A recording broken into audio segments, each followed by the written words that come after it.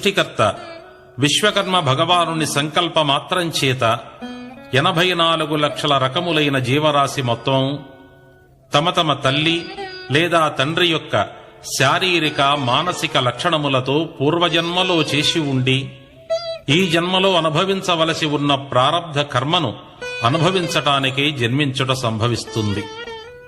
అలా జన్మిస్తున్న అనగా కాయప్రవేశం చేస్తున్న జీవునికి ఆధారభూతమై నిర్మితమవుతున్న శరీరము పంచభూతాత్మకమైనది. ఈ మాటనే సాధారణంగా మట్టిలో పుట్టి మట్టిలో పెరిగి మట్టిలో కలిసిపోయేది ఈ శరీరం అని అంటూ ఉంటాం. మన శరీరం పంచభూతముల వలన ఎలా తయారైందో వివరంగా తెలుసుకుందాం. అవ్యక్తాన్మహతో అహంకారః, అహంకారాదాకాశః, ఆకాశాద్ వాయుః,